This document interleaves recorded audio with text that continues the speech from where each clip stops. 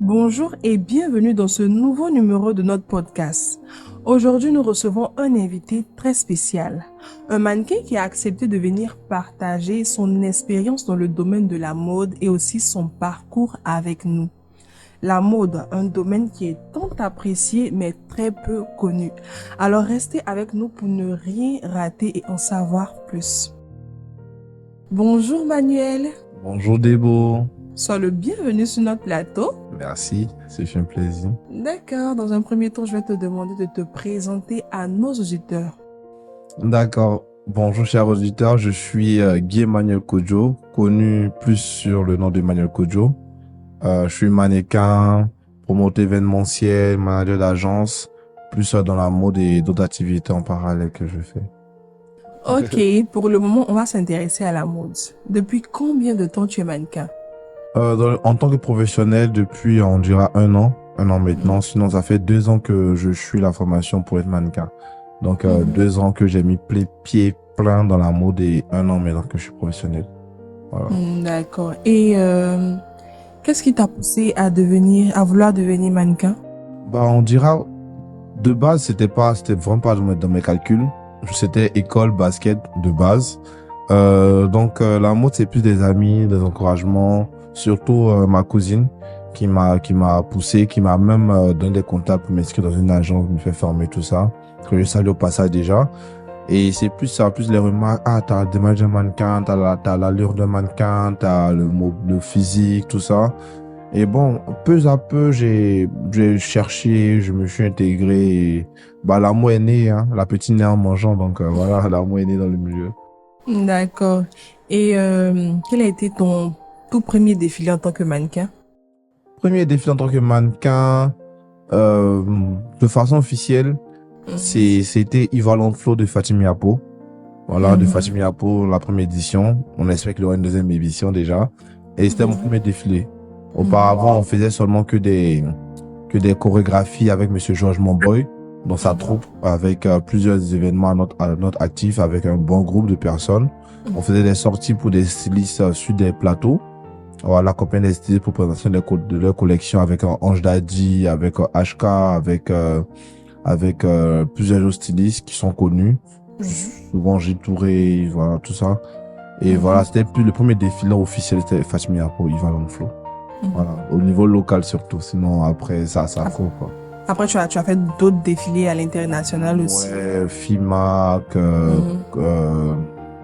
qu'on s'appelle le défilé. On regarde des défilés au Bénin, au Togo, voilà, un peu partout. Avant de revenir en Côte d'Ivoire pour faire d'autres défilés qui nous tenaient vraiment à cœur. Et ce n'est qu'un début, quoi. D'accord. Et je sais aussi que quand on dit mode, on dit mannequin, je sais qu'il y a plusieurs types de mannequins. Il y a des mannequins podium, C'est ça. il y a des mannequins photo, il y a des modèles publicitaires et tout. Toi, tu te situes dans quelle catégorie? Tu l'as si bien dit, il y a plusieurs milieux dans ce milieu-là, plusieurs branches dans le milieu de la mode. Surtout quand on parle de mannequin, c'est vaste. Donc, modèle photo, modèle podium, modèle publicitaire, modèle campagne, tout ça. Et moi, j'ai reçu une formation pendant un an de modèle podium. Donc, je suis plus mannequin podium, runway, catwalk, c'est plus mon domaine de prédilection de formation. Mais n'empêche que j'ai aussi eu des contrats en tant que modèle publicitaire, modèle photo pour d'autres marques. Voilà, donc à 90% podium, mais quand même les 10% quand même, on va concurrencer un peu le côté. Voilà. D'accord. Et c'est les mêmes cachets ou qu'est-ce qui paye le plus? Podium ou... Là, ça va, là, ça serait secret, hein. Mais en vrai, dans le milieu du mannequin, le modèle photo, le modèle publicitaire, surtout le modèle publicitaire, il gagne beaucoup plus qu'un modèle podium. Parce que le modèle podium, actuellement, en Côte d'Ivoire, un cachet de modèle podium est 2 fois inférieur à celui d'un modèle publicitaire. Si. Voilà, donc du coup, d'ailleurs même, c'est dans le modèle publicitaire que j'ai eu mon plus gros cachet. Voilà. Et voilà, donc on essaie plus de toucher un peu ce milieu aussi, par ce côté de ce milieu-là, parce que c'est vraiment intéressant en termes de budget. D'accord, Manuel. Et c'est quoi le plus gros cachet que tu as touché en tant que mannequin? En tant que mannequin en général, Ou bien en général, en tant que modèle photo aussi et tout. ouais, c'est, comme je l'ai dit, hein, c'est le mannequin modèle photo peut avoir plus de cachet que sur le podium. C'est une réalité. Et mon plus gros cachet, pas mon cachet ici, mes parents. C'est un secret. Celui-là, c'est pourquoi ça, en 6 chiffres, en 6 chiffres. En 6 chiffres. Actuellement, ouais. Est-ce qu'on c'est un bon montant? C'est comme tu veux, y a pas de souci, c'est pas grave, c'est pas grave. D'accord. Dis-moi, dans la mode, on entend souvent parler de préjugés. Est-ce que tu as déjà été confronté à certains préjugés? Le sujet qui fâche, les préjugés de la mode. En vrai, ce sont des préjugés. Et moi, j'étais déjà préparé à ça. Et c'est ce qui crée un peu le blocage chez certains mannequins qui veulent se lancer. Et quand tu entends parler de ça, tu te dis, ouais, quand je rentre, c'est ça seulement que tu vois. Mais non, moi, quand je suis rentré dans la mode, j'ai vu de belles personnes. J'ai vu de belles personnes qui ont certains à sa manière, hein. Certains viennent comme il est. Chacun vient comme il est, et puis voilà. Mais j'étais déjà prêt mentalement. Je me suis dit, voilà, si c'est ça, ok. Si c'est pas ça, ok. C'est qu'est-ce que je suis prêt. Et moi, j'ai eu la chance, où j'ai cette chance-là d'être autour de belles personnes. Voilà, de belles personnes de tout genre, de toutes personnes, différentes à sa manière, mais voilà, c'est tout ce qui fait le beau monde de la mode, hein. Et puis après, voilà. D'accord. D'accord. Et est-ce que tu as des personnes à qui tu te réfères dans la mode, des personnes vraiment qui te marquent de par leur prestance, déjà par leur physique, et aussi de par ce qu'ils font, peut-être stylistes ou mannequins, si tu as quelques-uns. Ouais, styliste, mannequin, il y a plusieurs personnes, hein. Je l'ai pas dit, mais avant que ma cousine me lance dans la mode, d'où mon intéressement est venu, c'est que j'avais un ami de l'école, avec qui je me suis rentré juste après le bac, ma première année universitaire, qui était mannequin, King Paul, Paul Bois, Phoenix sur les réseaux, qui était dans une agence. Il m'a dit, viens dans mon agence. Tu vois, le gars, on a un peu la même taille, mais il est bien baraqué, tu vois. Il dit, waouh! Donc, pour le mannequin, faut que soit, imagine, non, qu'il y a des types de mannequins à plusieurs tailles, que vas-y. Donc, lui, c'était vraiment un mentor, un exemple, tu vois. Et quelques années plus tard, 3 à 4 ans plus tard, où j'intègre la mode maintenant, je rencontre d'autres personnes, de belles personnes, qui sont des amis, des mannequins comme Roland Elysée, Mike Ngolo, Michael Likba, pour citer que ces garçons-là. Il y a des filles également, des stylistes. Il y a mon mentor même, monsieur Jean-Paul Dafo, qui ont su m'encadrer, m'orienter, qui me donnent des conseils souvent, pas souvent, tout le temps. Vas-y, fais comme ci, tu es trop comme ça, faut être comme ci, faut être comme ça, faut être comme ça. Chacun a son expérience, essaie de me donner des conseils sur le milieu de la mode. Et c'est un peu ces gens-là qui m'ont cadré. Et voilà, aujourd'hui, je suis le mannequin que je suis grâce à eux. Voilà, grâce à eux tous, et puis voilà. En tout cas, j'entends bien tout ce que tu dis et tout, c'est tellement beau.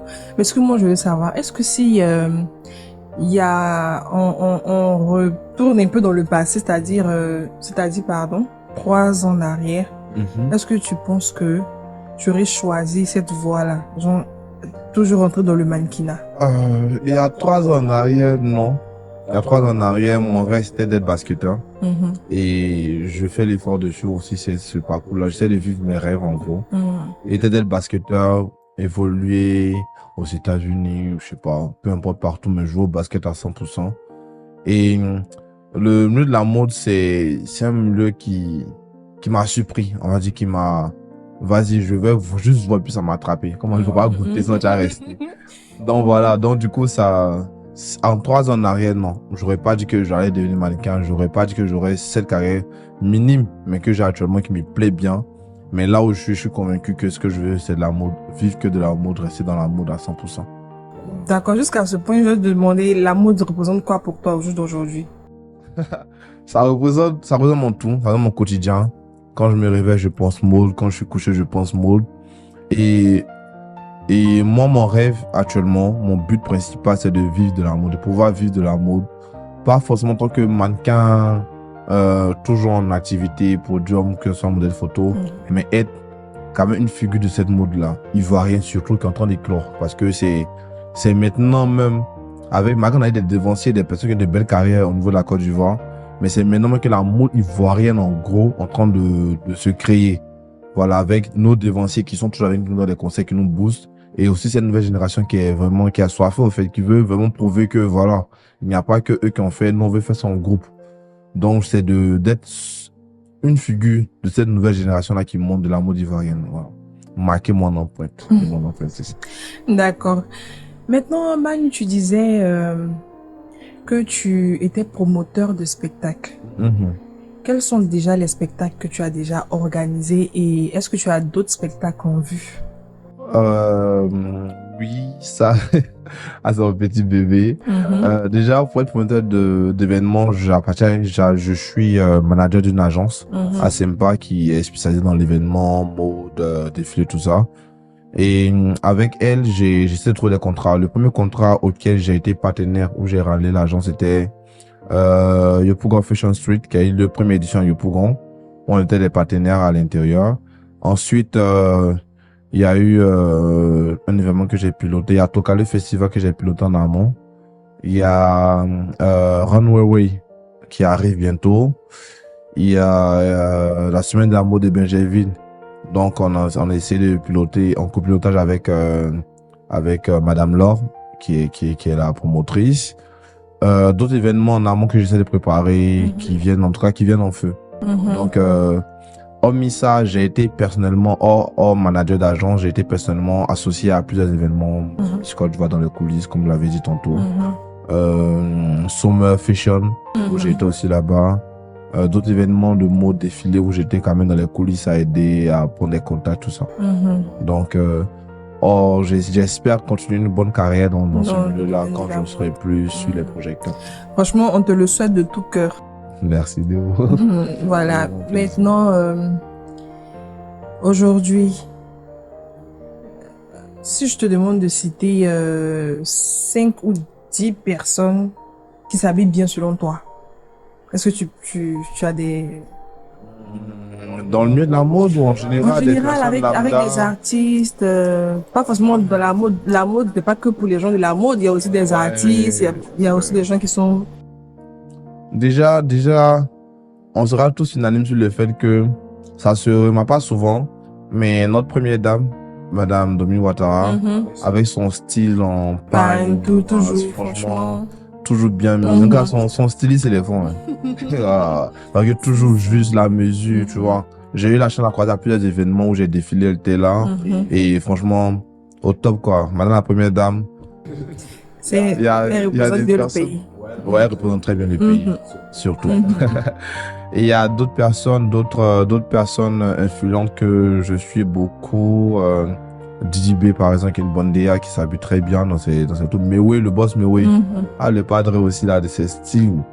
Vraiment, monsieur Maoula Kane, qui est un acteur qui est très, très, très bien, lui, ce qui me plaît, il s'habille en fonction des circonstances où il part. Si tu vois qu'il va vers la jeunesse, il a un habillement jeune, qui va vers les représentants de l'habillement adulte, tu vois. Et il y a aussi, dans la propre famille, à mes frères et sœurs, tout l'un de mes grands frères qui est aussi une autorité du coin, Anderson, qui s'habille très bien en tout cas. Il y a beaucoup de personnes que je vais citer, mais bon. On peut pas tous les citer, tout compte fait. Il y a plusieurs personnes qu'on suit. En fait. Voilà. D'accord. Et pour toi, est-ce que tu penses que dans la mode, il y a des fashion faux pas? Parce que on sait que être mannequin, c'est porter de tout. Exactement. Surtout les personnes publiques qui portent de tout. Quand tu es artiste, tu portes tout. Est-ce que tu penses qu'il y a des fashion faux pas où on doit les accepter tels qu'ils viennent avec leur tenue? C'est vraiment très intéressant ce que tu demandes parce que on a tendance à nuancer la vie d'un mannequin du côté professionnel et la vie de tous les jours. Et un mannequin professionnel, tu l'as dit, ça porte de tout. Voilà. Quand tu es mannequin professionnel, surtout podium, ton corps t'appartient plus. Quand tu es modèle podium, c'est le style qui te demande, c'est celui qui t'habille, c'est celui qui fait de tout au fait de toi, la personne fait de ton corps ce qu'il veut. Donc, tu peux être amené à porter, moi en tant que garçon, de porter des robes, de porter des bottines, de porter des talons pour juste un défilé. Mais hors défilé, je vais pas me permettre de porter ça pour aller à des événements, voilà. Donc, quand tu fais la différence, ça, il y a des fashion faux pas, franchement. Et il faudrait pas on est vraiment extravagant en tant que mannequin. Ça se voit.